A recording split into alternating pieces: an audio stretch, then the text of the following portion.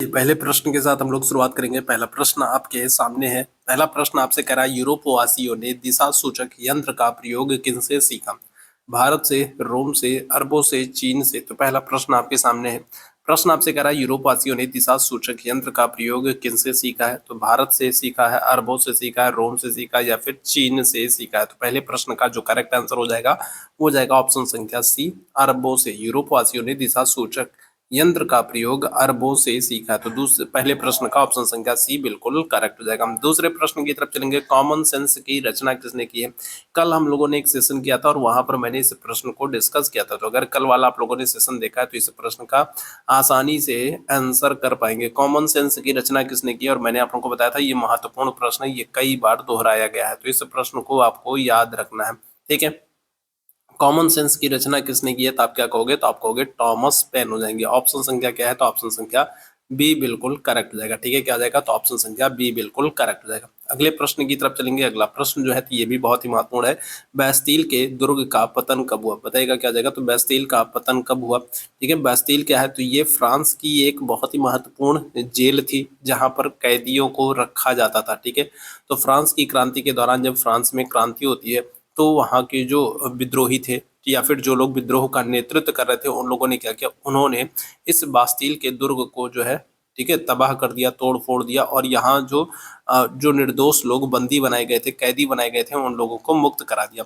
तो ये बहुत ही महत्वपूर्ण घटना है। और बास्तील का जो पतन है ये कब हो रहा है? तो आप क्या कहोगे? तो आप कहोगे ऑप्शन संख्या सी, 14 जुलाई 1789 को बास्तील के दुर्ग का पतन हुआ। ये प्रश्न भी बहुत ही महत्वपूर्ण है। प्रथम विश्व युद्ध में किसकी हार हुई है? अमेरिका की, जर्मनी की, रूस की या फिर इंग्लैंड की? तो इस प्रश्न से आपको सभी लोग परिचित होंगे। पहला विश्व युद्ध जो है तो ये 1914 से लेकर के 1918 तक चल रहा है। और पहले विश्व युद्ध में बात करें या फिर दूसरे विश्व युद्ध की बात करें, दोनों ही विश्व युद्धों में जर्मनी पराजित हुआ था। पहले विश्व युद्ध की बात करें या दूसरे विश्व युद्ध की बात करें, दोनों ही विश्व युद्धों में जर्मनी की पराजय हुई थी। नाजी पार्टी का प्रतीक चिन्ह क्या था? लाल झंडा था, स्वास्तिक था, ब्लैक शर्ट था, कबूतर था?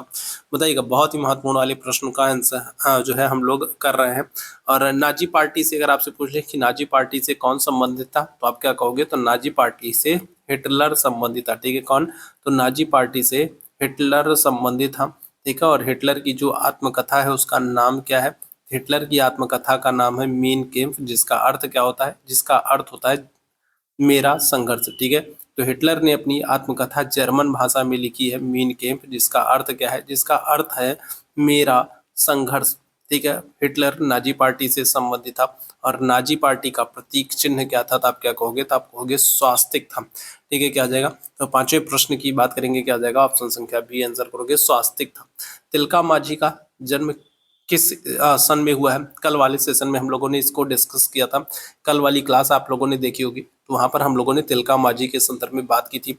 तिलका मांझी जो है, ठीक है, अगर हम लोग बात करेंगे तो तिलका मांझी जो है तो ये किससे? तो ये संथाल विद्रोह से संबंधित है। ठीक है, अगर हम लोग बात करेंगे तो संथाल विद्रोह का प्रारंभ जो है वो तिलका मांझी ने किया था। और इनका जन्म कब हो रहा है? तो आप क्या कहोगे? तो आप कहोगे 1750 में। ठीक है, कब? तो तिलका मांझी का जन्म 1750 में भागलपुर में हुआ था। ठीक है, ध्यान रखिएगा। तो ऑप्शन संख्या क्या है? तो ऑप्शन संख्या ए यहाँ पर बिल्कुल करेक्ट हो जाएगा। क्लियर है? चलिए अगले प्रश्न की तरफ चलेंगे। अगले प्रश्न का आंसर करेंगे, इनमें से कौन राष्ट्र संघ का सदस्य नहीं है? इंग्लैंड, संयुक्त राज्य अमेरिका, फ्रांस, जर्मनी? तो कौन नहीं है? तो आप क्या कहोगे? तो आप कहोगे जर्मनी जो है वो संयुक्त राष्ट्र संघ का सदस्य नहीं था। ठीक है, आपसे पूछा जाए कि राष्ट्र संघ का सदस्य कौन नहीं था, तो आप क्या कहोगे? तो जर्मनी नहीं था। ठीक है, बाकी पहले विश्व युद्ध में अगर हम लोग बात करें तो पहले विश्व युद्ध में आप देखोगे इंग्लैंड, फ्रांस, अमेरिका, ये सारी चीजें एक तरफ है। ठीक है, दूसरी तरफ जर्मनी था। शाही लीची बिहार में मुख्यतः होता है, बताइएगा क्या जाएगा? तो शाही लीची जीआई टैग प्राप्त है और महत्वपूर्ण है, आपसे पूछा जाता है। शाही लीची बिहार तो क्या हो जाएगा? हाजीपुर, समस्तीपुर, मुजफ्फरपुर या फिर सीवान? क्या कहोगे? तो आप कहोगे मुजफ्फरपुर में। शाही लीची आपको कहाँ पर? तो ये मुजफ्फरपुर में देखने को मिलेगी। जीआई टैग भी मिल चुका है शाही लीची को, तो ये भी ध्यान रखिएगा। ठीक है, इनमें से किस में लोकतंत्र के विस्तार में मदद मिलती है? विदेशी लोकतांत्रिक शासन का आक्रमण, सैनिक तख्तापलट, प्रेस पर प्रतिबंध, लोगों का संघर्ष? इनमें से किससे लोकतंत्र के विस्तार में मदद मिलती है? बताइएगा क्या हो जाएगा? तो अगर हम लोग लोकतंत्र के विस्तार की बात करेंगे तो किससे हो जाएगा? ठीक है, बताइएगा क्या हो जाएगा? प्रश्न आपसे क्या कह रहा है? ठीक है, इनमें से किससे लोकतंत्र के विस्तार में मदद मिलती है? विदेशी लोकतांत्रिक शासन का आक्रमण, विदेशी सैनिक तख्तापलट, ठीक है, लोकतंत्र के विस्तार में मदद मिलती है तो क्या हो जाएगा? तो प्रेस पर प्रतिबंध लगाएंगे तो ये तो नहीं होगा, ठीक है, प्रेस पर प्रतिबंध लगा देंगे तो ये तो नहीं होगा। विदेशी लोकतांत्रिक जो शासन है, विदेशी लोकतांत्रिक शासन का आक्रमण, सैनिक तख्तापलट। चलिए भाई बताइए क्या हो जाएगा इसमें, क्या हो सकता है? लोगों का संघर्ष लोकतंत्र के विस्तार में मदद करता है, क्या आ जाएगा? ऑप्शन संख्या डी आंसर कर देंगे, लोगों का संघर्ष हो जाएगा। ठीक है, लोकतंत्र में अगर हम लोग बात करें तो लोकतंत्र में लोगों का शासन है, ठीक है, लोगों का शासन है। लोकतंत्र में अगर हम लोग बात करेंगे तो लोगों का शासन है, ठीक है, सभी को अधिकार प्राप्त है, सभी अपने विचार व्यक्त कर सकते हैं, सबके विचार अलग अलग होते हैं, सबके विचारों को मान्यता दी जाती है और इस कारण से आप लोकतंत्र में क्या करेंगे? आप लोगों के संघर्ष को देखेंगे, ठीक है। और ये क्या है? तो ये लोकतंत्र के विस्तार में मदद करता है। क्यों करता है? क्योंकि यहाँ पर लोकतंत्र में अगर हम लोग बात करेंगे तो लोकतंत्र में सबको अधिकार होता है अपनी बात को रखने का, ठीक है, सबको अधिकार होता है अपनी बात को रखने का, सभी को स्वतंत्रता प्राप्त होती है अपने विचारों को रखने की, ठीक है। अगले प्रश्न की तरफ चलेंगे, दिए गए विकल्पों में से कौन सा विकल्प सही है? मिलान करें तो लोकतांत्रिक शासन म्यांमार, सैनिक शासन भूटान, कम्युनिस्ट शासन चीन, राजशाही शासन भारत। आपको पता है भारत में राजशाही शासन नहीं है, ठीक है, भारत में राजशाही शासन नहीं है तो ये गलत हो जाएगा, ठीक है।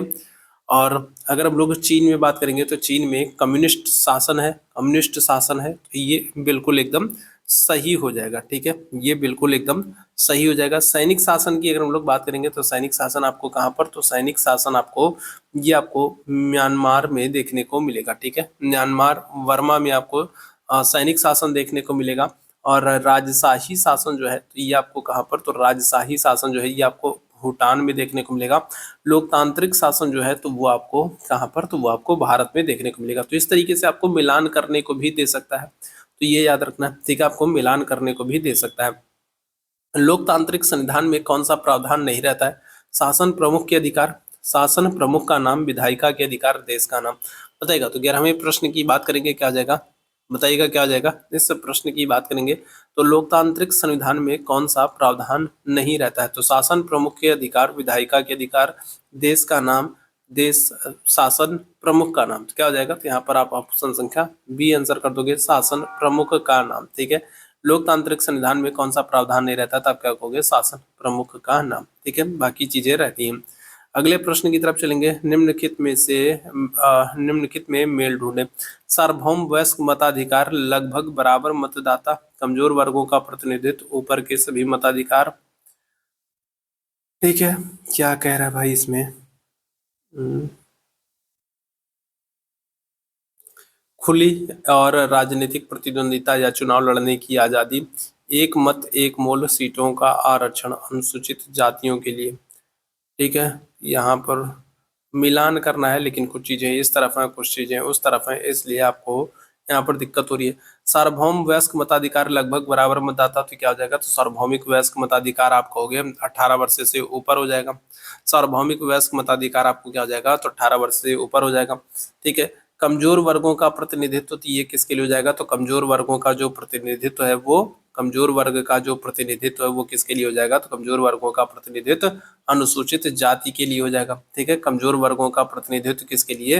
अनुसूचित जाति के लिए हो जाएगा, ठीक है। इसके बाद अगर हम लोग बात करें खुली राजनीतिक प्रतिद्वंदिता, खुली राजनीतिक जो प्रतिद्वंदिता है वो क्या हो जाएगा? तो खुली राजनीतिक प्रतिद्वंदिता जो है ये आपको, ठीक है, खुली राजनीतिक प्रतिद्वंदिता जो है या चुनाव लड़ने की आज़ादी जो है वो सभी को पार्टी बनाने के लिए, ठीक है। तो इस तरीके से आप मिलान कर सकते हो, ठीक है। तो कुछ चीज़ें इधर है, कुछ चीज़ें उधर है, इसलिए बार बार दिक्कत हो रही है। आपके सामने रहेंगी तो आप उस चीज़ को आसानी से कर पाओगे, ठीक है। चलिए अगले प्रश्न की तरफ चलेंगे, अगले प्रश्न का आंसर करिएगा। भारत का प्रधानमंत्री सीधे जनता द्वारा क्यों नहीं चुना जाता है? निम्नलिखित 4 जवाबों में से सबसे सही को चुनकर अपनी पसंद के पक्ष में कारण दिए। बताइएगा, देखिए हम लोग जो लोकसभा का चुनाव होता है तो लोकसभा के चुनाव में हम लोग क्या करते हैं? हम लोग सांसद को चुनते हैं और जो सांसद लोग चुन करके जाते हैं ना, फिर वो अपने में से किसी एक को प्रधानमंत्री चुनते हैं। हम लोग प्रधानमंत्री को नहीं चुनते, हम लोग तो सांसद को चुनते हैं। मोदी जी बनारस से सांसदी का चुनाव लड़ते हैं, तो वो सांसद का चुनाव लड़ रहे हैं, बनारस के लोग अपना सांसद चुन रहे हैं, प्रधानमंत्री नहीं चुन रहे हैं। ठीक है, हम लोग प्रधानमंत्री के चुनाव में हिस्सा नहीं लेते, हम लोग सांसदों के चुनाव में हिस्सा लेते हैं। यहाँ पर पूछा जा रहा है कि भारत का प्रधानमंत्री सीधे जनता के द्वारा क्यों नहीं चुना जाता है, क्या कारण होगा। 13वें प्रश्न की बात करेंगे, संसदीय लोकतंत्र में लोकसभा में बहुमत वाली पार्टी का नेता ही प्रधानमंत्री बन सकता है। लोकसभा प्रधानमंत्री और मंत्रिपरिषद का कार्यकाल पूरा होने से पहले ही उन्हें हटा सकती है। चूंकि प्रधानमंत्री को राष्ट्रपति नियुक्त करता है, लिहाजा उसे जनता द्वारा चुने जाने की जरूरत नहीं है। प्रधानमंत्री की सीधे चुनाव में बहुत ज्यादा खर्च आएगा, क्या आ जाएगा, तो आप कहोगे ऑप्शन संख्या ए।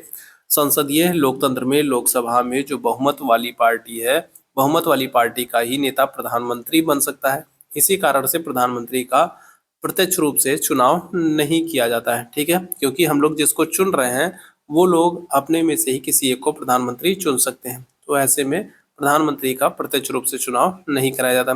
भारत की मानक मध्याह्न रेखा बताइएगा, क्या आ जाएगा, तो भारत की मानक मध्याह्न रेखा कितनी है, तो आप कहोगे 82.5 डिग्री। 82.5 डिग्री आपको एक ही ऑप्शन दिख रहा है और कहीं तो दिख ही नहीं रहा, तो यही हो जाएगा भारत की मध्याह्न मानक रेखा 82.5 डिग्री। और कितने राज्यों से, तो ये 5 राज्यों से गुजरती है। कितने राज्यों से, तो ये 5 राज्यों से गुजरती है, याद रखेंगे। ठीक है, हिमालय के निर्माण में कौन सा सिद्धांत सर्वमान्य है, महाद्वीपीय विस्थापन का सिद्धांत, भूमंडलीय गतिशीलता का सिद्धांत, प्लेट विवर्तनिक सिद्धांत, इनमें से कोई नहीं। तो अगर हम लोग हिमालय के निर्माण की बात करेंगे तो हिमालय के निर्माण में क्या हो जाएगा, प्लेट विवर्तनिक सिद्धांत हो जाएगा। ठीक है, जो यूरेशियन प्लेट है और जो एशियन प्लेट है, ये दोनों जब टकराती हैं तो इनके टकराने के फलस्वरूप क्या होता है कि इनके टकराने के फलस्वरूप जो दबाव पड़ रहा है उससे बीच वाला हिस्सा जो है वो ऊपर की तरफ उठता हुआ चला जाता है और इसी से हिमालय का निर्माण हुआ। तो 15वें प्रश्न का क्या हो जाएगा, ऑप्शन संख्या सी हो जाएगा। गंगा नदी पर गांधी सेतु किस शहर के निकट स्थित है, क्या हो जाएगा, तो भागलपुर, कटिहार, पटना, गया। गंगा नदी पर गांधी सेतु लगभग 5 किलोमीटर लंबा ये पुल है और एक समय में ये सबसे लंबा नदी पुल माना जाता था। और ये आपको कहाँ पर, तो ये आपको पटना में देखने को मिल जाएगा। तो ऑप्शन संख्या क्या कहेंगे, तो ऑप्शन संख्या सी बिल्कुल करेक्ट हो जाएगा। अगले प्रश्न की तरफ चलेंगे, जब सूर्य कर्क रेखा पर सीधा चमकता है तो इसका प्रभाव क्या होता है। जब सूर्य जो है वो कर्क रेखा पर सीधा चमकेगा तो क्या होगा, तो इसका प्रभाव क्या होगा, उत्तरी पश्चिमी भारत में उच्च वायु दाब रहता है, उत्तरी पश्चिमी भारत में निम्न वायु दाब रहता है, उत्तरी पश्चिमी भारत में तापमान एवं वायु दाब में कोई परिवर्तन नहीं होता है, उत्तरी पश्चिमी भारत में मानसून लौटने लगता है। 17वें प्रश्न की बात करेंगे, क्या हो जाएगा, बताइएगा। जब सूर्य कर्क रेखा पर सीधा चमकता है तो उसका प्रभाव क्या होता है, तो आप कहोगे उत्तरी पश्चिमी भारत में निम्न वायुदाब होता है। ऑप्शन संख्या क्या आ जाएगा, तो ऑप्शन संख्या बी यहाँ पर बिल्कुल करेक्ट हो जाएगा। ठीक है, क्या हो जाएगा, उत्तरी पश्चिमी भारत में निम्न वायुदाब होता है। ऑप्शन संख्या बी यहाँ पर बिल्कुल करेक्ट हो जाएगा। ठीक है, अगले प्रश्न की तरफ चलेंगे, भारत में कितने प्रकार की वनस्पति प्रजातियां पाई जाती हैं, क्या हो जाएगा, इस प्रश्न का आंसर करेंगे, भारत में कितने प्रकार की वनस्पति प्रजातियां पाई जाती हैं, तो आप क्या कहोगे, तो आप कहोगे 89,000। ठीक है, ऑप्शन संख्या क्या आ जाएगा, ए यहाँ पर बिल्कुल करेक्ट हो जाएगा। वर्ष 2011 की जनगणना के अनुसार बिहार राज्य में कितना लिंगानुपात है, कल वाले सेशन में भी इस प्रश्न को हम लोगों ने किया था और जिन प्रश्नों को हम लोग कर चुके हैं उन प्रश्नों को दोबारा से आप गलत करें तो ये बिल्कुल भी ठीक नहीं है। ठीक है, तो कल वाले सेशन में हम लोगों ने बिहार की लिंगानुपात के बारे में बात की थी, क्या कहोगे, तो आप कहोगे 918 है। ठीक है, कितनी है, तो लिंगानुपात बिहार में कितना है, 2011 की जनगणना के अनुसार 918 है। ठीक है, गंडक नदी को नेपाल में किस नाम से जानते हैं, काली गंडक नदी, नारायणी नदी, त्रिशूल नदी, कृष्णा नदी, बताएंगे क्या जाएगा, तो गंडक नदी को नेपाल में किसके नाम से जानते हैं, तो आप क्या कहोगे, तो आप कहोगे नारायणी नदी। ऑप्शन संख्या क्या जाएगा, तो ऑप्शन संख्या बी यहाँ पर बिल्कुल करेक्ट हो जाएगा। ठीक है, अगले प्रश्न की तरफ चलेंगे, बांग्लादेश एशिया महाद्वीप के किस भाग में है, पश्चिमी भाग में, दक्षिणी भाग में, उत्तरी भाग में, पूर्वी भाग में, बताइएगा क्या जाएगा, तो बांग्लादेश जो है वो एशिया महाद्वीप के किस भाग में स्थित है। 21वें प्रश्न का आंसर करेंगे, क्या आ जाएगा, बांग्लादेश की बात करेंगे, एशिया महाद्वीप के किस भाग में स्थित है, आप क्या कहोगे, आप कहोगे दक्षिणी भाग में स्थित है। ऑप्शन संख्या क्या आ जाएगा, तो ऑप्शन संख्या बी यहाँ पर बिल्कुल करेक्ट हो जाएगा। ठीक है, अगले प्रश्न की तरफ चलेंगे, पूर्व का मोती के उपनाम से किस देश को जाना जाता है, भूटान, म्यांमार, मालदीव, श्रीलंका, बताइएगा पूर्व के मोती के रूप में किस देश को जाना जाता है, आप क्या कहेंगे, भूटान, म्यांमार, मालदीव, श्रीलंका। आंसर हो जाएगा श्रीलंका। श्रीलंका को सिंघल द्वीप भी कहा जाता है, मोतियों के लिए प्रसिद्ध है इसलिए इसे पूर्व का मोती भी कहा जाता है।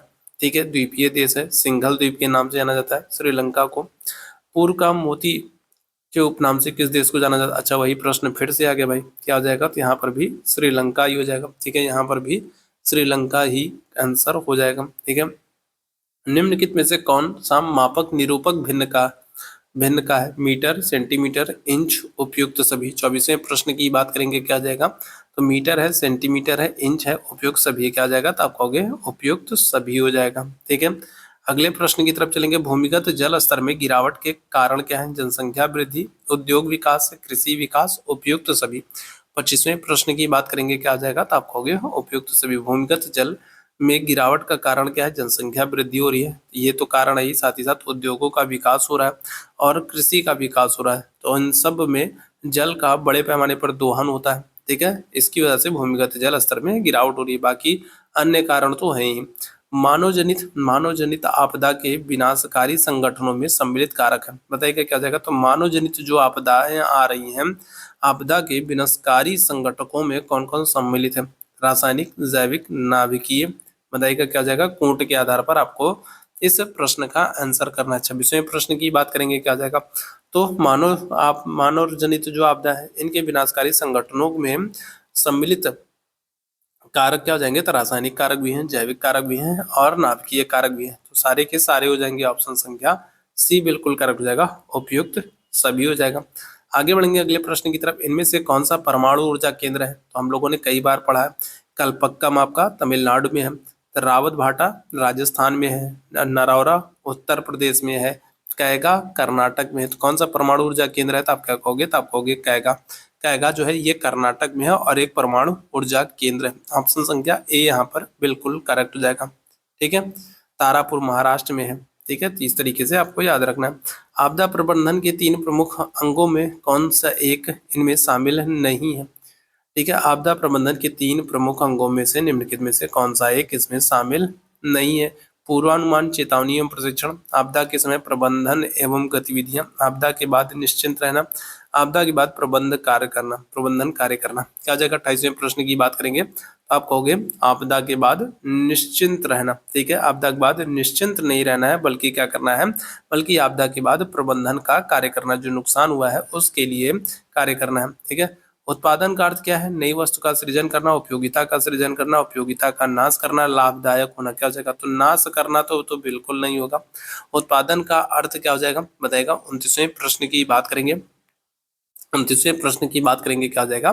तो उपयोगिता का सृजन करना है। ठीक है, क्या हो जाएगा? तो उपयोगिता का सृजन करना है। मनुष्य की मूलभूत आवश्यकताएं हैं भोजन और वस्त्र, मकान, शिक्षा, उपयुक्त सभी। क्या हो जाएगा? 30वें प्रश्न की बात करेंगे, तो ये सारी चीजें, रोटी, कपड़ा, मकान तो है ही, साथ ही साथ शिक्षा भी है। ठीक है, क्योंकि बिना शिक्षा के मानव एक पशु के समान है। गरीबी में बिहार राज्य भारत के राज्यों में कौन सा स्थान है? पहला, दूसरा, तीसरा, चौथा। तो क्या हो जाएगा? तो अगर हम लोग बात करेंगे तो गरीबी में बिहार राज्य भारत के राज्यों में कौन सा स्थान है? तो आप क्या कहेंगे? तो आप कहेंगे दूसरा स्थान है। ठीक है, क्या है? तो दूसरा स्थान है। ठीक है, बिहार भारत के गरीबी के आधार पर दूसरा राज्य है, जबकि उड़ीसा अगर हम लोग बात करेंगे तो प्रथम है, जहां पर गरीबी अनुपात 47.2% तक है। ठीक है, तो बिहार जो है तो ये गरीबी के मामले में दूसरे स्थान पर है, और ये एक अच्छी खबर है। ठीक है, कि हम लोग पहले स्थान पर नहीं आते हैं। अगले प्रश्न की तरफ चलेंगे। बेकारी वह स्थिति है जहां पूर्णतः इच्छा से काम नहीं करते हैं, हम आलस्य से काम नहीं करते हैं, हमें इच्छा एवं योग्यता होते हुए भी काम नहीं मिलता है, हम अशिक्षित एवं अपंग होते हैं। तो बेकारी क्या स्थिति है? 32वें प्रश्न की बात करेंगे, क्या आ जाएगा? 32वें प्रश्न की बात करेंगे, बेकारी वह स्थिति है जब हमें इच्छा एवं योग्यता होते हुए भी काम नहीं मिलता है, जब हमारा मन है काम करने का और हम योग्य भी हैं, फिर भी हमको काम नहीं मिलता है, तो ये बेकारी की स्थिति होती है। ठीक है, विगत वर्षों के अंतर्गत भारत की राष्ट्रीय आय में कृषि का योगदान बढ़ा है, घटा है, स्थिर रहा है या फिर बढ़ता घटता रहता है? देंगे। 33वें प्रश्न की बात करेंगे, तो विगत वर्षों के अंतर्गत भारत की राष्ट्रीय आय में कृषि का जो योगदान है वो घटा है, तो ऑप्शन संख्या बी यहाँ पर बिल्कुल करेक्ट हो जाएगा। ठीक है, ठीक है, ऑप्शन संख्या क्या आ जाएगा? ऑप्शन संख्या बी यहाँ पर बिल्कुल करेक्ट हो जाएगा।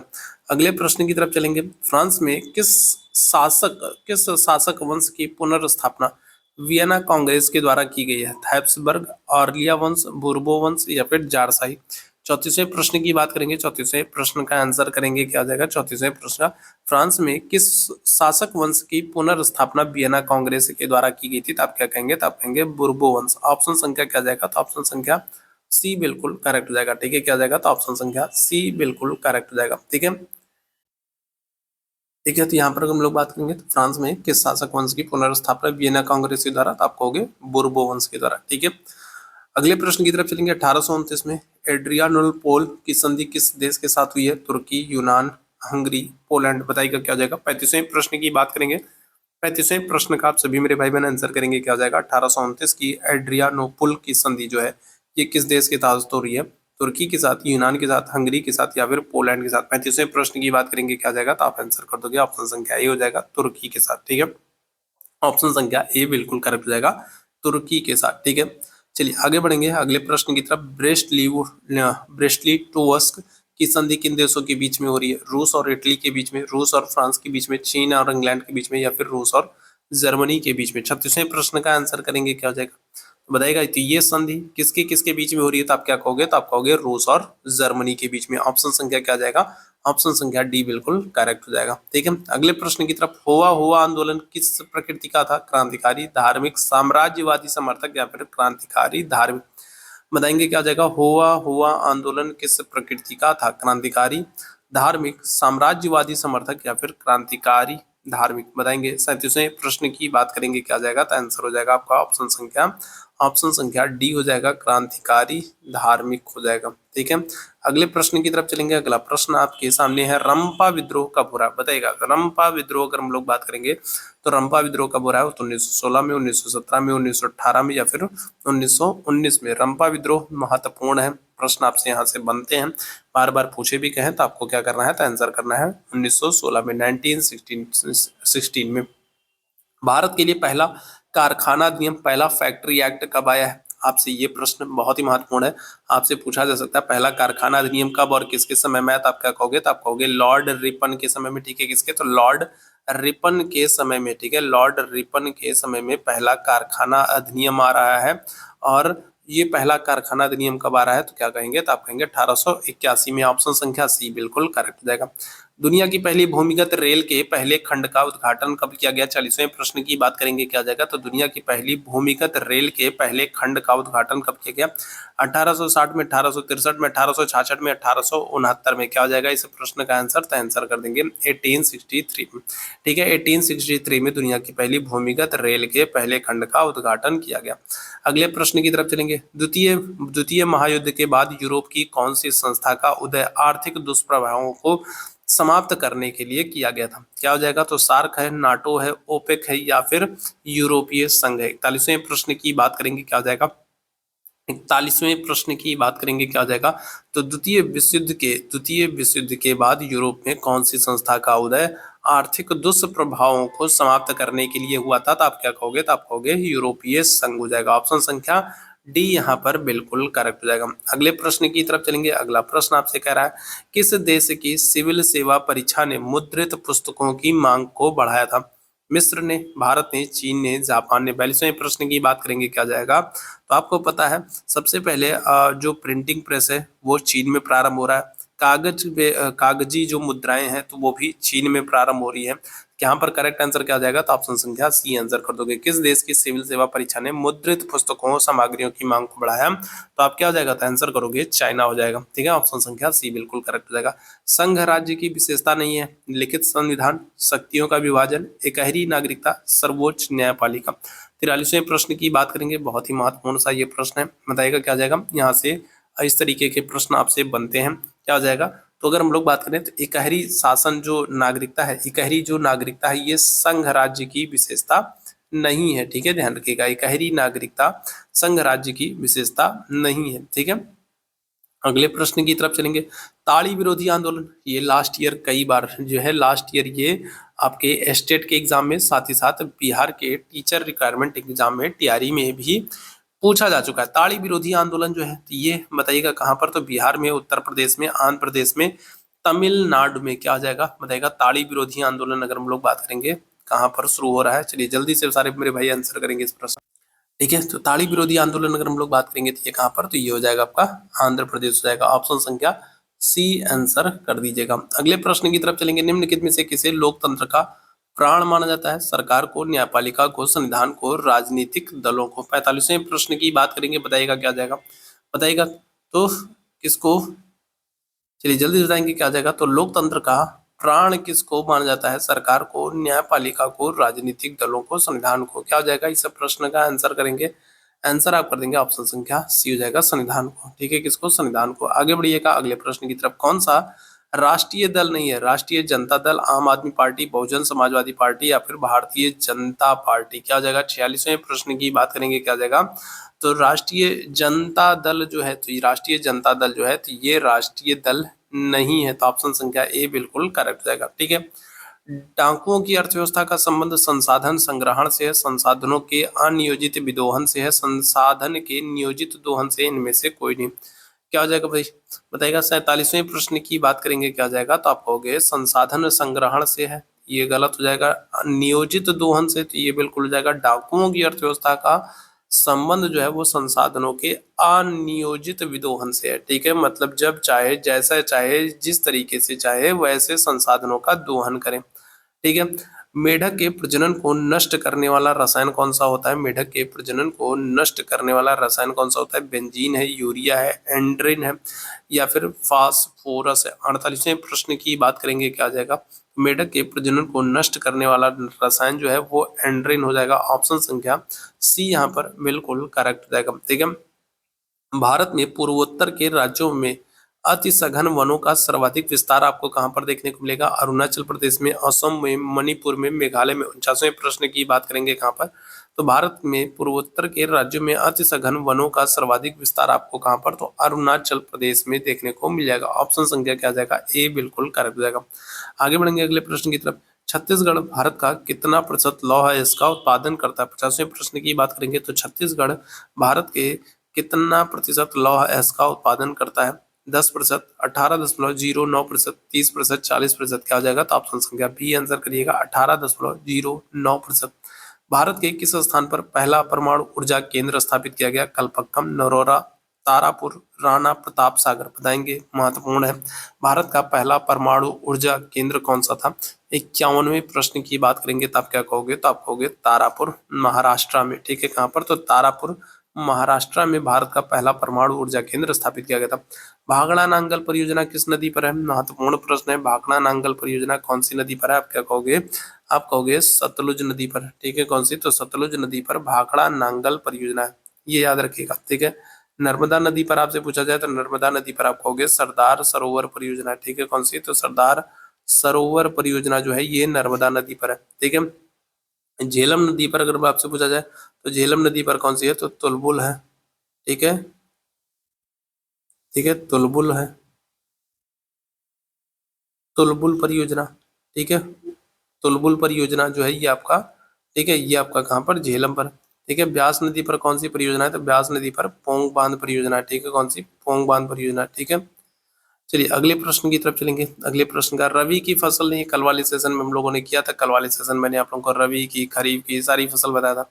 आज जो गुजरा है रवि की फसल नहीं है, क्या आ जाएगा, चलिए जल्दी से इस प्रश्न का आंसर करेंगे। 53वें प्रश्न का आंसर करना है, क्या आ जाएगा, तो चावल। चावल जो है ये खरीफ की फसल है। रवि की फसल मैंने आप लोगों को बताया था गेहूं, जौ, चना, मटर, सरसों, ये सब क्या है, तो ये सब रवि की फसल है। ठीक है। चावल अगर हम लोग बात करेंगे तो ये किसकी, तो ये खरीफ की फसल है।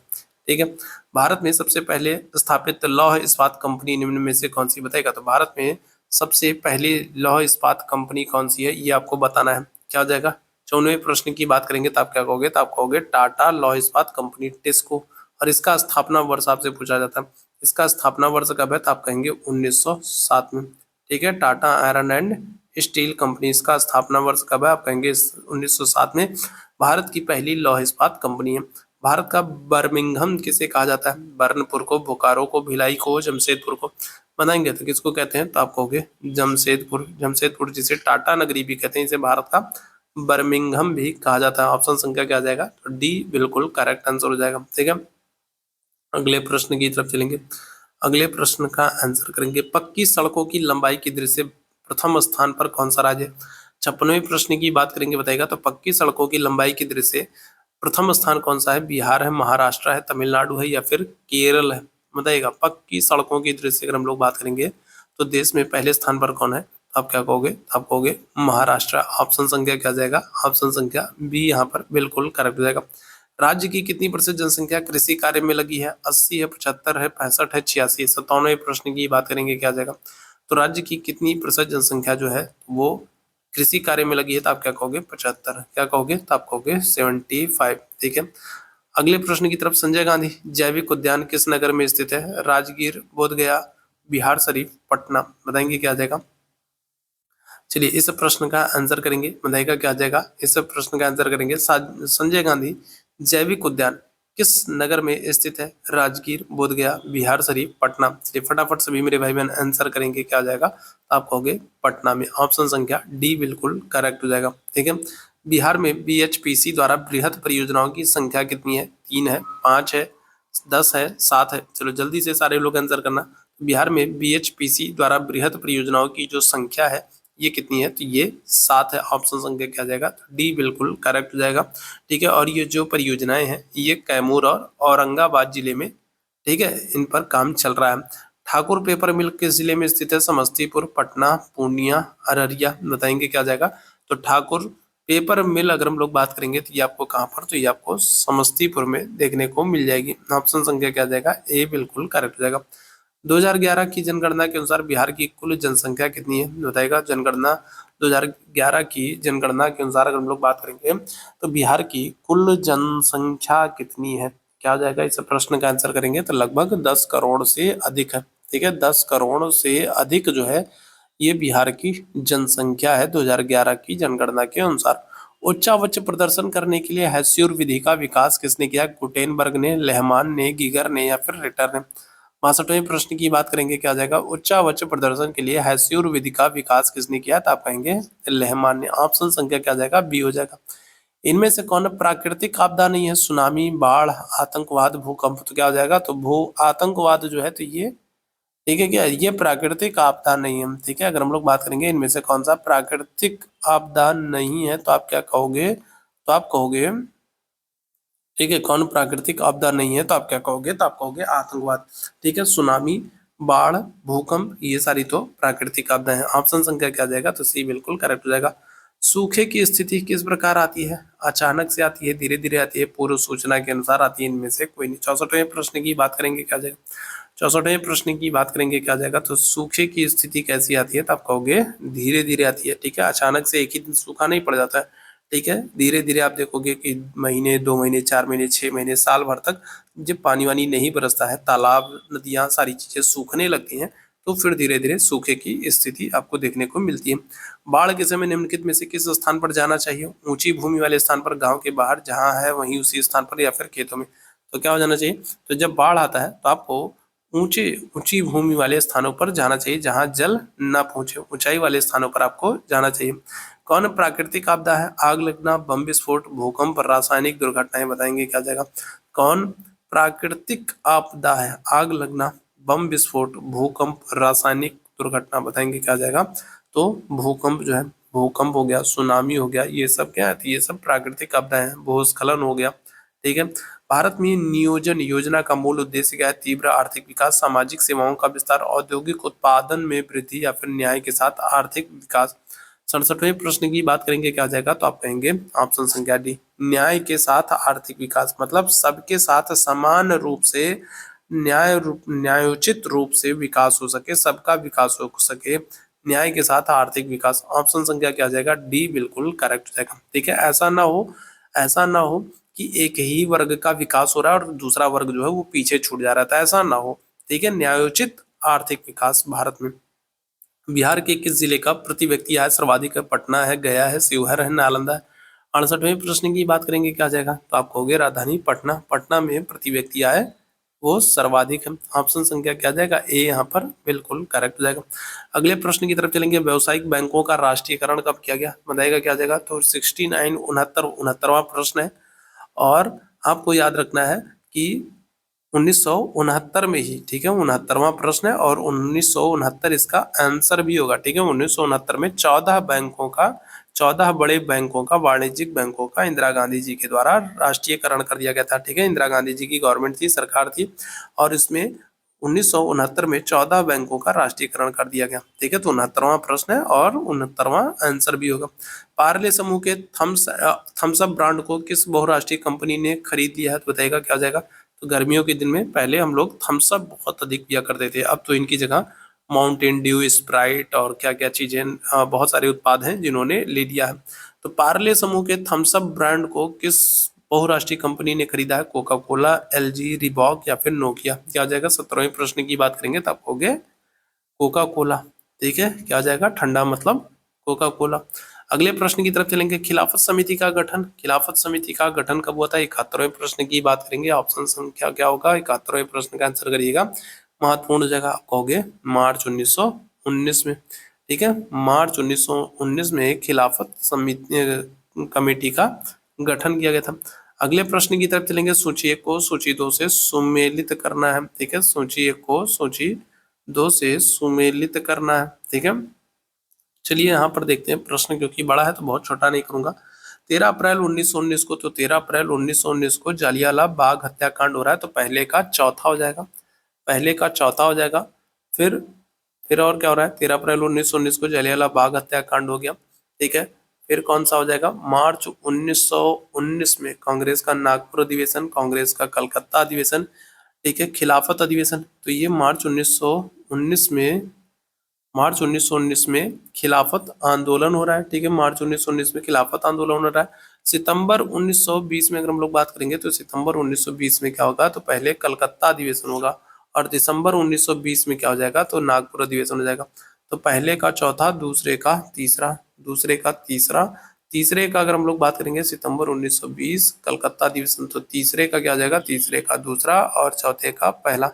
4 3 2 1 जिस ऑप्शन में दिख जाएगा वही आपका सही हो जाएगा। यहाँ पर देखिए, अगर हम लोग बात करें तो 4 3 2 1 आपको किस ऑप्शन में दिख रहा है, 4 3 2 1 आपको ऑप्शन संख्या क्या आ जाएगा, तो ऑप्शन संख्या डी में दिख जाएगा, तो ये आपका करेक्ट हो जाएगा। तो देख लीजिएगा, बंजारा समुदाय किस राज्य में नहीं पाए जाते हैं। बंजारा का मतलब क्या होता है, कैसे लोग जो एक स्थान पर न टिकते हो, कभी यहाँ कभी वहाँ, खाना बदोश टाइप के। ठीक है, चलते फिरते लोग, तो ये बंजारा समुदाय के लोग जो है, तो ये आपको कहाँ पर देखने को मिलेंगे, तो ये उत्तर प्रदेश, मध्य प्रदेश, केरल, महाराष्ट्र। अच्छा, कह रहा है किस राज्य में नहीं पाए जाते ना, किस राज्य में नहीं पाए जाते, तो क्या हो जाएगा, तो इस प्रश्न की बात करेंगे तो आपको केरल में नहीं देखने को मिलेगा। ठीक है, बंजारा समुदाय के लोग आपको उत्तर प्रदेश, मध्य प्रदेश, महाराष्ट्र, इन सब जगहों पर आपको बंजारा समुदाय के लोग देखने को मिल जाएंगे। 1850 के दशक में किसने कांगड़ा के गुज्जरों का वर्णन किया, बताएंगे। 74वें प्रश्न की बात करेंगे, 74वें प्रश्न की बात करेंगे, क्या आ जाएगा, फ्रांसिस बुकानन है, जीसी बर्न्स है, एच एस गिब्सन है, माइकल बालिंग है। 74वें प्रश्न की बात करेंगे, क्या आ जाएगा, तो जीसी बर्न्स है, ऑप्शन संख्या क्या आ जाएगा, तो बी बिल्कुल करेक्ट जाएगा। अगले प्रश्न की तरफ चलेंगे, कथन और कारण से संबंधित प्रश्न आपको दिया गया है। पश्चिमी और मध्य यूरोप के हिस्सों में औद्योगिक उत्पादन और व्यापार से वृद्धि से शहरों का विकास हुआ है, तो ये बात तो ठीक लग रही है। इस प्रक्रिया के फलस्वरूप वाणिज्यिक वर्ग, उद्योगपति वर्ग जैसे नए सामाजिक समूह जो है अस्तित्व में है, तो ये बात भी बिल्कुल सही लग रही है, दोनों की दोनों बातें बिल्कुल सही लग रही है। ऑप्शन देखते हैं, ठीक है, क्या कह रहा है। ठीक है, तो यहाँ पर क्या कह रहा है, कथन ए सत्य है जबकि कारण आर असत्य है, कथन ए असत्य है जबकि कारण आर सत्य है, कथन और कारण दोनों सत्य है, और कारण ए कथन की सही व्याख्या कर रहा है, तो बिल्कुल ऑप्शन संख्या सी आपका बिल्कुल करेक्ट हो जाएगा। अगर हम लोग यूरोप में बात करेंगे तो यूरोप में वाणिज्यिक जो है औद्योगिक क्रांति हो रही है, और औद्योगिक क्रांति हो रही है जिसके फलस्वरूप अगर हम लोग बात करेंगे तो यूरोप में नए नए उद्योगपति, व्यापारी और इस तरीके के बहुत सारे वर्गों का उदय हो रहा है, तो ये बिल्कुल सही हो जाएगा, ऑप्शन संख्या सी हो जाएगा। प्रशस्तियों के, ठीक है, एक मिनट रुकिएगा। ठीक है, तो प्रश्न आपसे क्या कह रहा है, तो प्रश्न आपसे कह रहा है, प्रश्न आपसे कह रहा है, प्रशस्तियों के संदर्भ में निम्नलिखित कथनों पर विचार कीजिए। यह एक विशेष किस्म का अभिलेख है, यह एक प्राकृत शब्द है जिसका अर्थ प्रशंसा होता है। प्रशस्तियों को लिखने का प्रचलन गुप्त काल में ही आरंभ हुआ था। 76वें प्रश्न की बात करेंगे, 76वें प्रश्न का आंसर करिएगा, क्या आ जाएगा। 76वें प्रश्न की बात करेंगे, क्या आ जाएगा, तो यहाँ पर कहोगे आप ऑप्शन संख्या ए, केवल एक सत्य है। ठीक है, केवल एक सत्य है। प्रशस्तियां जो होती हैं तो ये एक विशेष प्रकार का अभिलेख होती हैं, ये बात बिल्कुल सही है। ठीक है, और जो प्रशस्तियां होती हैं तो ये अगर हम लोग बात करेंगे तो ये एक संस्कृत शब्द है, ना कि प्राकृत शब्द है। यहाँ पर कह रहा है प्राकृत शब्द नहीं होता है, बल्कि क्या प्रशस्ति जो है ये एक संस्कृत शब्द है, और जिसका अर्थ क्या होता है, जिसका अर्थ होता है प्रशंसा। ठीक है, तो यहाँ पर प्राकृत दिया है तो ये गलत हो जाएगा। ठीक है, यहाँ पर जो ये प्राकृत दिया है तो ये क्या हो जाएगा, ये गलत हो जाएगा। प्राकृत शब्द नहीं है बल्कि क्या है, तो बल्कि ये एक संस्कृत शब्द है। प्रशस्तियों को लिखने का प्रचलन जो है ये गुप्त काल में प्रारंभ हुआ, तो ये भी गलत हो जाएगा। ठीक है, ध्यान रखिएगा। अगर हम लोग बात करेंगे तो गुप्त काल में इनका महत्व तो बढ़ गया था, लेकिन इनका प्रचलन तो अशोक के समय से ही था। ठीक है, अगर हम लोग बात करेंगे अशोक शिलालेखों को लिखवाने का काम कर रहा है। ठीक है, चलिए अगले प्रश्न की तरफ चलेंगे, अगले प्रश्न का आंसर करेंगे, अगले प्रश्न का आंसर करेंगे, अगले प्रश्न की तरफ चलेंगे। अगला प्रश्न आपसे है। ठीक है, अगला प्रश्नों के थोड़े बड़े बड़े हैं, लेकिन चलिए कोई बात नहीं। ठीक है, इस प्रश्न का आंसर करेंगे। गजनवी का सुल्तान महमूद के संदर्भ में निम्नलिखित कथनों पर विचार कीजिए। उसने 957 से 997 तक शासन किया। ठीक है, उसने 957 से 957 से 997 तक शासन किया। तो पहला ही कथन गलत हो जाएगा, क्योंकि मैंने आप लोगों को बताया है कि जो गजनवी है वो 1000 से लेकर के क्या करेगा, 1000 से लेकर के 1027 के बीच में भारत पर 17 बार आक्रमण करता है। ठीक है, 17 बार आक्रमण करेगा और 1030 में उसकी मृत्यु हो जाती है। तो पहला ही कथन गलत है।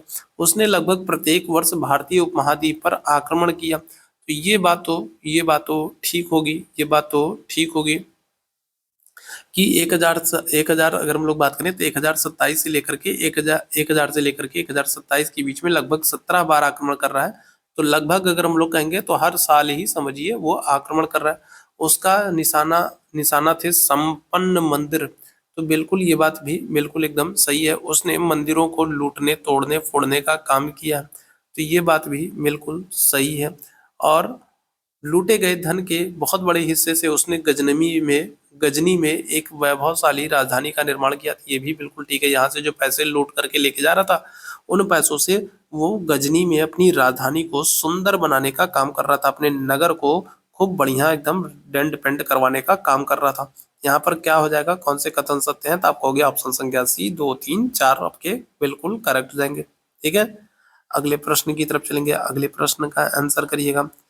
कंद्रियाओं महादेव मंदिर के संदर्भ में निम्नलिखित कथनों पर विचार कीजिए। इसका निर्माण चंदेल राजवंश के राजा धंग देव के द्वारा 1099 में कराया गया था। ठीक है, दूसरी चीज आपसे क्या कह रहा है, दूसरी चीज अगर हम लोग बात करें तो दूसरा कह रहा है प्रमुख देवता की मूर्ति मुख्य मंदिर में रखी जाती थी। धार्मिक अनुष्ठान इसी जगह संपन्न किए जाते थे तथा इसमें केवल राजा, उनका निकटतम परिवार तथा पुरोहित एकत्रित होते थे। खजुराहो समूह के में राजकीय मंदिर सम्मिलित थे, जहां सामान्य जनमानस को जाने की अनुमति नहीं थी।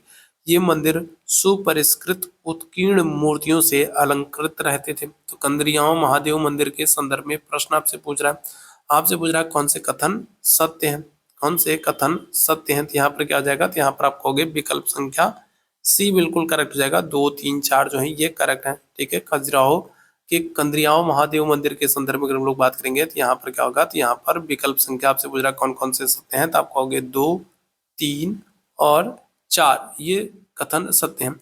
यहाँ पर आपसे क्या कह रहा है, यहाँ पर कह रहा है कि जो ये चंदेल वंश के राजा हैं धंग देव ने ही कंदरियाओं महादेव मंदिर का निर्माण कराया था। ये बात बिल्कुल एकदम सही है कि धंग देव ने ही निर्माण कराया था, लेकिन ये 999 में 1099 में नहीं बल्कि 999 में कराया था। ठीक है, कब कराया था, तो 999 में अगर हम लोग बात करेंगे तो 999 ईस्वी में कंदरियाओं महादेव मंदिर का निर्माण चंदेल वंश के राजा धंगदेव ने कराया था, ना कि 1099 में। तो एक आपका गलत हो जाएगा। अब एक अगर आपका गलत हो गया तो जहां जहां एक होगा वो ऑप्शन सही नहीं होगा। अब यहाँ पर भी आपको 1, 2, 3 देखने को मिल रहा है, तो ये भी नहीं होगा।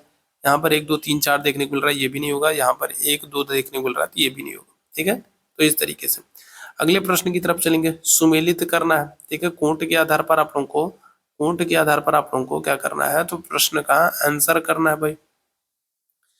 ठीक है, तो आपको सही सुमेलित करना है और कोट के आधार पर सही विकल्प का चुनाव करना है। तो दीवान है, बख्शी है, सदर है और फौजदार है। तो बताइएगा क्या हो जाएगा, चलिए जल्दी से बताएंगे क्या हो जाएगा। तो अगर हम लोग बात करें तो फौजदार क्या होता था? फौजदार आपका क्या हो जाएगा भाई? फौजदार अगर हम लोग बात करेंगे तो ये हो जाएगा आपका सेना नायक हो जाएगा भाई। फौजदार अगर हम लोग बात करेंगे क्या हो जाएगा? तो ये सेना नायक हो जाएगा। ठीक है। सदर की अगर हम लोग बात करें, सदर क्या हो जाएगा? सदर जो है ये धर्मार्थ कार्यों का मंत्री हो जाएगा। बख्शी अगर हम लोग बात करेंगे तो बख्शी क्या हो जाएगा? तो ये सैनिक वेतनाधिकारी हो जाएगा। और दीवान अगर हम लोग बात करेंगे तो वित्तीय अधिकारी हो जाएगा। तो पहले का पहला, ठीक है, दूसरे का दूसरा, पहले का पहला, दूसरे का दूसरा आपको ए और डी दोनों जगहों पर मिल रहा है, मतलब ना तो बी होगा ना तो सी होगा। ठीक है। तीसरे का चौथा आपको कहाँ पर ऑप्शन संख्या डी में देखने को मिल रहा है, तो ऑप्शन संख्या डी आपका आंसर हो जाएगा। ठीक है, ध्यान रखिएगा। अगले प्रश्न की तरफ चलेंगे। मध्यकाल में हुंडी क्या थी? एक प्रकार का कर था, शिल्पकारी की एक विधा थी, एक दस्तावेज था, या फिर मुगलकालीन मुद्रा थी? क्या हो जाएगा? तो अगर हम लोग बात करें तो हुंडी क्या होती थी? तो हुंडी जो है ये एक प्रकार का दस्तावेज होता था। ऑप्शन संख्या क्या आ जाएगा? तो सी आंसर करेंगे। मध्यकाल में हुंडी एक प्रकार का दस्तावेज होता था जिसमें एक व्यक्ति के द्वारा जमा कराई गई रकम दर्ज होती थी। ठीक है। अगले प्रश्न की तरफ चलेंगे। अगले प्रश्न का आंसर करेंगे। अगला प्रश्न एक बार फिर से बड़ा है। बड़ा क्या? बहुत ही बड़ा है। ठीक है, बड़ा क्या? बहुत ही बड़ा है। चलिए देखते हैं। आज दुनिया के ज्यादातर देशों के पास अपना संविधान है। निम्नलिखित कथनों पर विचार कीजिए। जिन देशों के पास अपना संविधान होता है वे सभी लोकतांत्रिक देश होते हैं। बिल्कुल गलत है। जरूरी नहीं है कि अगर आपके पास आपका संविधान है तो आप लोकतांत्रिक देश ही होंगे। ठीक है, आपके यहाँ बहुत जरूरी नहीं है, ठीक है, कि आपका अपना संविधान है तो फिर आप लोकतांत्रिक होंगे। ठीक है, चीन का भी अपना संविधान है। ठीक है, चीन का भी अपना संविधान, दक्षिण कोरिया का भी अपना संविधान, उत्तर कोरिया का भी अपना संविधान है, लेकिन जरूरी थोड़ी ना कि वहां पर लोकतंत्र ही हो। तो पहला कथन तो गलत हो जाएगा। ठीक है। दूसरा आपसे क्या कह रहा है? दूसरा कह रहा है संविधान उन आदर्शों को सूत्रबद्ध करता है जिनके आधार पर नागरिक अपने देश को अपनी इच्छानुसार एवं अपने सपनों के अनुसार रच सकते हैं। ठीक है, तो ये बात तो बिल्कुल एकदम सही है कि देश का भविष्य क्या होना चाहिए, किस तरीके से देश को चलाना है, किस तरीके की शासन व्यवस्था होनी चाहिए और नागरिकों के लिए क्या चीजें होनी चाहिए, वो सारी चीजें संविधान में आपको देखने को मिलती हैं। संविधान नियमों का ऐसा समूह है जिसको यह देश के सभी लोगों अपने देश को चलाने के लिए पद्धति के रूप में अपनाते हैं। तो ये बात भी बिल्कुल एकदम सही है। संविधान हमें यह नहीं बताता है कि हमारे समाज का मूलभूत स्वरूप क्या होगा, ये भी गलत हो जाएगा। जैसे भारत का संविधान है तो भारत का संविधान अपने प्रस्तावना में बताता है कि हम लोग क्या, हम लोग पंथ निरपेक्ष हैं, समाजवादी हैं, लोकतांत्रिक हैं, गणराज्य हैं। तो पहला चौथा तो गलत हो जाएगा। तो कौन से सत्य होंगे? तो आप कहोगे केवल 2 और 3 हो जाएगा। केवल 2 और 3 सत्य हैं। ठीक। अगले प्रश्न की तरफ चलेंगे। ग्राम सभा ग्राम सभा के संदर्भ में निम्नलिखित कथनों पर विचार कीजिए। ग्राम सभा एक पंचायत के क्षेत्र में रहने वाले सभी लोगों की एक सभा होती है। ग्राम सभा का कोई भी व्यक्ति जिसकी उम्र 18 वर्ष हो वोट देने का अधिकार होता है। ग्राम सभा का सदस्य होने के लिए गांव की मतदाता सूची में नाम होना आवश्यक नहीं है। ग्राम सभा में एक या एक से अधिक गांव हो सकते हैं। निम्नलिखित में से कौन से कथन असत्य नहीं है? असत्य नहीं है का मतलब क्या है? मतलब सत्य पूछ रहा है। कौन से कथन सत्य है, कौन से कथन असत्य नहीं है? असत्य नहीं है का मतलब कौन से कथन गलत नहीं है? गलत नहीं है मतलब आपसे सही कथन पूछ रहा है। तो बताएंगे क्या आ जाएगा? इस प्रश्न का आंसर करेंगे भाई, क्या हो जाएगा? तो ग्राम सभा एक पंचायत के क्षेत्र में रहने वाले लोगों की एक सभा होती है। ठीक है, कौन से कथन असत्य नहीं है? 22वें प्रश्न की बात करेंगे, बताइएगा क्या आ जाएगा? कौन सा कथन असत्य नहीं है भाई? ठीक है, ग्राम सभा का कोई भी व्यक्ति जिसकी उम्र 18 वर्ष का है वो वोट देने का अधिकार रखता है। तो ये तो विकल्प बिल्कुल एकदम सही है। ठीक है, दूसरा विकल्प तो बिल्कुल एकदम सही है। ग्राम सभा का सदस्य होने के लिए गांव की मतदाता सूची में नाम होना आवश्यक नहीं है। ये तो गलत हो जाएगा। ये तो गलत हो जाएगा। वोटर लिस्ट में आपका नाम होना चाहिए तभी आप वोट दे पाओगे। ग्राम सभा में एक या एक से अधिक गांव हो सकते हैं। तो ये बात भी बिल्कुल एकदम सही है। तो 2 और 4 आपके सही हो रहे हैं। 2 और 4 आपका क्या आ जाएगा? विकल्प संख्या सी आंसर करोगे। 2 और 4 सही हो रहे हैं, आपका क्या हो जाएगा? तो आप कहोगे ठीक है सी ऑप्शन सही कर दोगे। ठीक है, चलिए अगले प्रश्न की तरफ चलेंगे। ठीक है, ठीक है, चलिए अगले प्रश्न की तरफ चलेंगे। अगले प्रश्न का आंसर करेंगे। अगला प्रश्न आपसे क्या कह रहा है? अगला प्रश्न कह रहा है भारत के ग्रामीण क्षेत्रों में आजीविका के संदर्भ में निम्नलिखित कथनों पर विचार कीजिए। मध्य भारत के कुछ गांवों में खेती और जंगल की उपज दोनों ही आजीविका के साधन है। ग्रामीण क्षेत्रों में कृषि के साथ पशुपालन भी आजीविका का प्रमुख साधन है। ग्रामीण परिवारों में से करीब 40% खेतिहर मजदूर हैं। समुद्र तटीय क्षेत्रों में लोग कृषि के साथ मत्स्य पालन भी करते हैं। 83वें प्रश्न की बात करेंगे, बताइएगा क्या आ जाएगा, करेक्ट आंसर क्या आ जाएगा। 83वें प्रश्न की बात करेंगे तो भारत के ग्रामीण क्षेत्रों में आजीविका के संदर्भ में निम्नलिखित कथनों पर विचार कीजिए। कौन से कथन सत्य हैं? तो मध्य भारत में अगर हम लोग बात करेंगे तो कुछ गांव में खेती और जंगल दोनों ही आजीविका के साधन है। ये बात बिल्कुल एकदम सही है। ग्रामीण क्षेत्रों में कृषि के साथ पशुपालन भी आजीविका के साधन है। ये बात भी बिल्कुल सही है। ग्रामीण परिवारों में करीब 40% खेतिहर मजदूर हैं। समुद्र तटीय क्षेत्रों में लोग कृषि के साथ साथ मत्स्य पालन भी करते हैं। तो ऑप्शन संख्या क्या आ जाएगा, तो डी हो जाएगा। सारे के सारे कथन जो है वो सत्य हैं। ठीक है, अगले प्रश्न की तरफ चलेंगे। अगले प्रश्न का आंसर करेंगे। अगला प्रश्न आपसे, भारतीय संविधान की निर्माण प्रक्रिया के संदर्भ में निम्नलिखित कथनों पर विचार कीजिए। 1934 में भारतीय राष्ट्रीय कांग्रेस ने संविधान सभा के गठन की मांग को पहली बार अधिकृत नीति में शामिल किया। केवल भारतीयों को लेकर बनने वाली एक स्वतंत्र संविधान सभा की यह मांग दूसरे विश्व युद्ध के दौरान और तेज हो गई। नवंबर 1946 में संविधान सभा का गठन किया गया। दिसंबर 1946 से 1949 के बीच संविधान सभा ने एक स्वतंत्र भारत के लिए नया संविधान का प्रारूप तैयार कर दिया। उपयुक्त कथनों में से कौन सा कथन सत्य नहीं है, कौन सा कथन सत्य नहीं है, कौन सा कथन गलत है, ये आपको बताना है। बताइएगा क्या आ जाएगा। इस प्रश्न की बात करेंगे। इस प्रश्न की बात करेंगे, क्या आ जाएगा, बताइएगा क्या आ जाएगा। तो अगर हम लोग बात करें, ठीक है, कौन से कथन सत्य नहीं है, ये आपसे पूछ रहा है। चलिए जल्दी से सारे लोग आंसर करेंगे। ठीक है, चलिए तो यहाँ पर हम लोग बात करेंगे। तो यहाँ पर क्या हो जाएगा, तो यहाँ पर कौन सा कथन सत्य नहीं है। तो 1934 में भारतीय राष्ट्रीय कांग्रेस ने संविधान सभा के गठन को की मांग को पहली बार अधिकृत नीति में शामिल किया। ये बात बिल्कुल एकदम सही है। केवल भारतीयों को लेकर बनने वाली एक स्वतंत्र संविधान सभा की मांग दूसरे विश्व युद्ध के दौरान और तेज हो गई। बिल्कुल बात ये भी सही है कि जब दूसरा विश्व युद्ध 1945 में समाप्त होता है, उसके बाद क्या होगा, उसके बाद भारतीयों की मांग संविधान सभा को लेकर के और तेज हो गई थी। नवंबर 1946 में संविधान सभा का गठन कर दिया गया। ये आपका क्या हो जाएगा, ठीक है। नवंबर 1946 में अगर हम लोग बात करें तो नवंबर 1946 में संविधान सभा का गठन कर लिया गया, ये गलत हो जाएगा। ठीक है, ये गलत हो जाएगा। आपको पता है कि जो संविधान सभा का गठन है ये दिसंबर, ठीक है, क्या होगा, तो दिसंबर 1946 में, ठीक है, दिसंबर 9 दिसंबर 1946 को संविधान सभा की पहली बैठक होगी। 11 दिसंबर 1946 को संविधान सभा की दूसरी बैठक हो रही है। ठीक है, तो यहाँ पर नवंबर 1946 में संविधान सभा का गठन किया गया था, तो ये गलत हो जाएगा। और यहाँ पर आपसे देखिए चौथे ऑप्शन में आपसे दे भी रहा है, दिसंबर 1946 से 1949 के बीच में संविधान सभा ने स्वतंत्र भारत के लिए एक संविधान का प्रारूप जो है तैयार कर लिया था। तो यहाँ पर कौन सा कथन गलत है, तो आप क्या कहोगे, केवल 3 कहोगे। ठीक है, क्या कहोगे, तो केवल 3 कहोगे। ठीक है, अगले प्रश्न की तरफ चलेंगे। अगला प्रश्न आपसे पूछ रहा है, धर्म को राज्य से अलग रखने की अवधारणा, धर्म को, चलिए इस प्रश्न का आंसर करेंगे। धर्म को राज्य से अलग रखने की अवधारणा को धर्मनिरपेक्षता कहते हैं। भारत के संदर्भ में निम्नलिखित कथनों पर विचार कीजिए।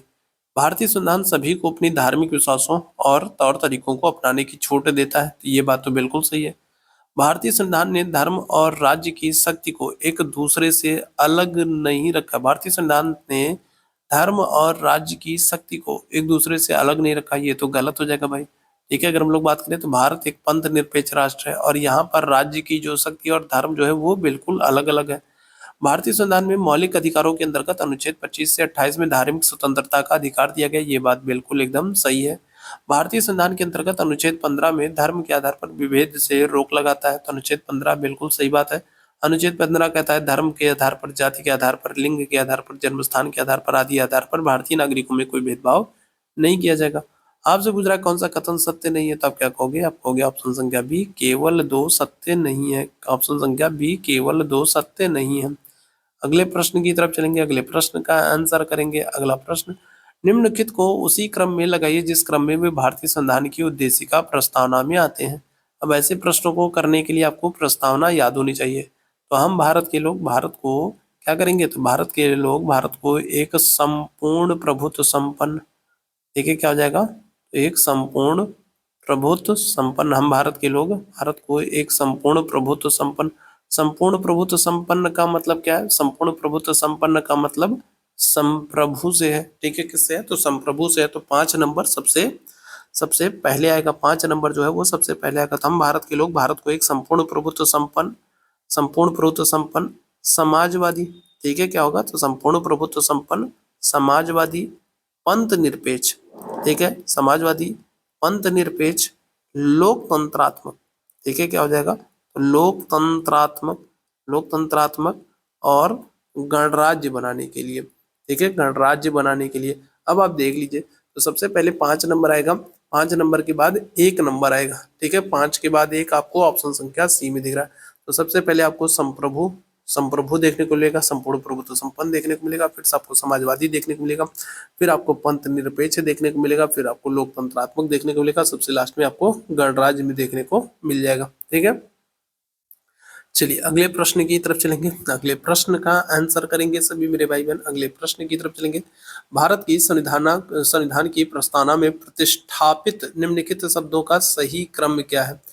तो आपको प्रस्तावना याद होनी चाहिए भाई, प्रस्तावना आपको याद होनी चाहिए, ठीक है। तो हम भारत के लोग भारत को एक संपूर्ण प्रभुत्व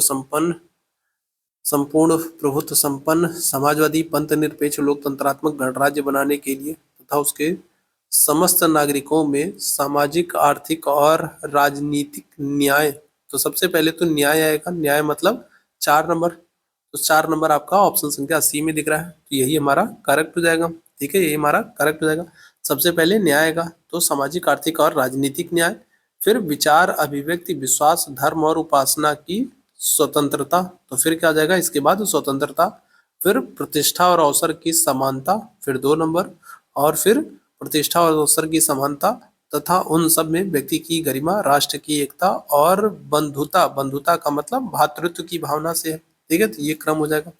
संविधान निर्माण में इन नेताओं और उनकी भूमिकाओं को मेल बताइएगा। तो यहाँ पर आपको, ठीक है, क्या करना है? तो यहाँ पर आपको कोट के आधार पर प्रश्न का आंसर करना है, ठीक है, कोट के आधार पर आंसर करना है। मोतीलाल नेहरू, तो मोतीलाल नेहरू जो है ये 1928 में क्या कर रहे हैं? नेहरू रिपोर्ट बना रहे हैं, तो पहले का चौथा हो जाएगा। बी आर अम्बेडकर की बात करेंगे तो बी आर अम्बेडकर जो है ये प्रारूप समिति के अध्यक्ष हैं, तो पहले का चौथा हो गया, फिर दूसरे का तीसरा हो गया, ठीक है। राजेंद्र प्रसाद की बात करेंगे तो राजेंद्र प्रसाद जो है ये संविधान सभा के अध्यक्ष हैं, तीसरे का पहला हो गया, और सरोजनी नायडू संविधान सभा की एक सदस्य थी, ये हो गया दूसरा। तो 4 3 1 2 4 3 1 2 आपको कहाँ पर? तो आपको ऑप्शन संख्या डी में दिख रहा है, ठीक है, कहाँ पर? तो 4 3 1 2 आपको ऑप्शन संख्या डी में दिख रहा है, तो डी हो जाएगा, ठीक है। अगले प्रश्न की तरफ चलेंगे। लोकतांत्रिक संविधान में इनमें से कौन सा प्रावधान नहीं रहता है? बताइएगा क्या जाएगा? तो लोकतांत्रिक जो किसी भी देश का जो लोकतांत्रिक कोई देश है तो उसके संविधान में क्या चीज नहीं रहता? शासन प्रमुख के अधिकार, शासन प्रमुख का नाम, विधायिका के अधिकार, देश का नाम। तो ये प्रश्न तो हम लोग कर चुके हैं भाई, और मैंने आप लोगों को बताया भी था क्या हो जाएगा? तो शासन प्रमुख का नाम जो है तो वो इसमें नहीं रहेगा, तो ऑप्शन संख्या क्या आ जाएगा? तो ऑप्शन संख्या भी बिल्कुल करेक्ट हो जाएगा, ठीक है। अगले प्रश्न की तरफ। दक्षिण अफ्रीका का लोकतांत्रिक संविधान बनाने में इनमें से कौन सा टकराव सबसे महत्वपूर्ण था? तो ये प्रश्न कल वाले सेशन में किया गया था और आज के सेशन में भी आपको देखने को मिल जाएगा। क्या आ जाएगा? ये सब प्रश्न की बात करेंगे, क्या आ जाएगा? चलिए जल्दी से बताएंगे। 90वें प्रश्न की बात करेंगे, क्या आ जाएगा? तो रंगीन चमड़ी वाले जो बहुसंख्यक हैं और जो, ठीक है, और अश्वेत, ठीक है, अश्वेत अल्पसंख्यक है, ठीक है। एक मिनट, क्या क्या कह रहा भाई? रंगीन चमड़ी वाले जो बहुसंख्यक हैं, ठीक है, और अश्वेत अल्पसंख्यक, नहीं ये नहीं होगा भाई, ये नहीं होगा भाई, ये नहीं होगा, ठीक है। यहाँ पर क्या होगा? तो यहाँ पर ऑप्शन संख्या बी हो जाएगा, ठीक है। जो गोरे अल्पसंख्यक हैं और जो अश्वेत बहुसंख्यक है, तो उनके बीच जो संघर्ष हो रहा है, ठीक है, उनका जो संघर्ष है, तो ये ध्यान रखिएगा, ठीक है। चलिए अगले प्रश्न की तरफ चलेंगे, अगले प्रश्न का आंसर करेंगे। भूमध्य रेखा व कटिबंधों पर समान लंबाई रखने वाले सही आकार प्रक्षेप को चिन्हित करता है, क्या जाएगा? 91वें प्रश्न की बात करेंगे, आंसर करोगे तो आपको हो गया ऑप्शन संख्या बी हो जाएगा, मार्केटर प्रक्षेप हो जाएगा। निम्नलिखित में से कौन सा एक लघु पैमाना मानचित्र है? स्थलाकृत मानचित्र, भूखंड मानचित्र, एटलस मानचित्र या फिर अधिवास मानचित्र? 92वें प्रश्न की बात करेंगे, 92वें प्रश्न की बात करेंगे, क्या जाएगा? तो आपको हो गया एटलस मानचित्र, ठीक है। कौन सा? लघु पैमाना मानचित्र है। कौन से प्रक्षेप पर भूमध्य रेखा नहीं दर्शाई जा सकती है? बहुशंकु प्रक्षेप, बोन प्रक्षेप, त्रिविम ध्रुवीय मध्य प्रक्षेप या फिर केंद्रक ध्रुवीय मध्य प्रक्षेप। क्या हो जाएगा? 93वें प्रश्न की बात करेंगे, क्या हो जाएगा? तो आंसर करोगे ऑप्शन संख्या डी हो जाएगा, केंद्रक ध्रुवीय मध्य प्रक्षेप। ठीक है। भूमध्य रेखा, भूमध्य रेखा पर देशांतर की दूरी कितनी होती है? 94वें प्रश्न की बात करेंगे, क्या आ जाएगा? तो भूमध्य रेखा पर देशांतरों की दूरी कितनी होती है? तो आप क्या कहोगे? तो कहते हो लगभग 111 किलोमीटर, 111.32 किलोमीटर, या फिर इसी को हम लोग लगभग 111 किलोमीटर कहते हैं। भारत में निम्नलिखित प्रयोजन प्रवाह में से किस में पुरुष प्रयोजन की से अधिक स्त्री प्रयोजन है? गांव से गांव, गांव से नगर, नगर से नगर, नगर से गांव। क्या हो जाएगा? 95वें प्रश्न की बात करेंगे तो आप कहोगे गांव से गांव हो जाएगा। ऑप्शन संख्या ए बिल्कुल करेक्ट हो जाएगा। यह सिद्धांत की जनसंख्या की वृद्धि गुणोत्तर श्रेणी से होती है, जबकि खाद्य सामग्री के उत्पादन में समानांतर श्रेणी से वृद्धि होती है। संबंधित है, किसके सिद्धांत से संबंधित है? किसका सिद्धांत है ये? क्या आप कहेंगे? माल्थस है, मार्क्स है, रिकार्डो है, या फिर जेलेंस्की है? क्या आ जाएगा? आप कहेंगे माल्थस है। माल्थस ने सिद्धांत दिया कि जनसंख्या की वृद्धि गुणोत्तर श्रेणी से होती है, जबकि खाद्य सामग्री के उत्पादन में समांतर श्रेणी से वृद्धि होती है। जनसंख्या वृद्धि के स्वरूप में एक दीर्घकालिक अवधि में घटित क्रमिक परिवर्तन को क्या कहते हैं? जनसंख्या विस्फोट, जननांगी संक्रमण, जननांगी गत्यात्मकता, जननांगी रूपांतरण। 97वें प्रश्न की बात करेंगे, क्या आ जाएगा? तो आप क्या कहोगे? तो आप कहोगे जननांगी संक्रमण कहेंगे। ठीक है, ध्यान रखिएगा। ऑप्शन संख्या क्या आ जाएगा? तो बी आंसर हो जाएगा। ठीक। नगरीय गांव प्राय पाए जाते हैं भारत में, चीन में, यूएसए में, श्रीलंका में। 98वें प्रश्न की बात करेंगे, क्या आ जाएगा? तो कहाँ पर? तो नगरीय गांव आपको कहाँ पर देखने को मिलेंगे? तो ये आपको अमेरिका में देखने को मिलेंगे। नगरीय गांव आपको कहाँ पर? तो ये आपको अमेरिका में देखने को मिलेंगे। किस प्रजाति के घर क्रॉल कहलाते हैं? बुशमैन, खिरमिज, मसाई, सेमांग बताएगा। तो क्या हो जाएगा? तो किस प्रकार की जनजाति है? कौन सी जनजाति है? ठीक है, कौन सी जनजाति है जिनके घरों को क्रॉल कहा जाता है? तो आप क्या हो जाएगा? इस प्रश्न का आंसर करेंगे तो आप आंसर करेंगे मसाई जनजाति। मसाई प्रजाति के जो घर होते हैं वो क्रॉल कहलाते हैं, और ये आपको पूर्वी अफ्रीका में देखने को मिल जाएंगे। ठीक है, ये आपको पूर्वी अफ्रीका में ये जनजाति आपको देखने को मिल जाएगी। आज के सेशन का आखिरी प्रश्न है, लोहा एवं इस्पात उद्योग बताएगा प्राथमिक व्यवसाय है, द्वितीयक व्यवसाय है, तृतीयक व्यवसाय है, या फिर चतुर्थक व्यवसाय है? तो क्या हो जाएगा? तो इस प्रश्न का आंसर करेंगे तो लोहा और इस्पात उद्योग। उद्योग की अगर हम लोग बात करेंगे, जो उद्योग है, जो फैक्ट्री है, जो कारखाने हैं, ये हमेशा द्वितीयक द्वितीयक व्यवसाय में आते हैं। ठीक है, क्या आ जाएगा? तो द्वितीयक व्यवसाय में आएंगे। ऑप्शन संख्या क्या आ जाएगा? तो बी यहाँ पर बिल्कुल करेक्ट हो जाएगा। तो ये आज का महत्वपूर्ण सेशन था। हम लोगों ने 100 क्वेश्चंस को यहाँ कंप्लीट किया। उम्मीद है सेशन आप लोगों को पसंद आया होगा। सेशन पसंद आया हो तो सेशन को लाइक, शेयर और सब्सक्राइब जरूर कर लीजिएगा। तो अभी के लिए हम लोग बस इतना ही करेंगे। थैंक यू सो मच आप सभी मेरे भाई बहनों को हमारे साथ जुड़ने के लिए। Thank you so much.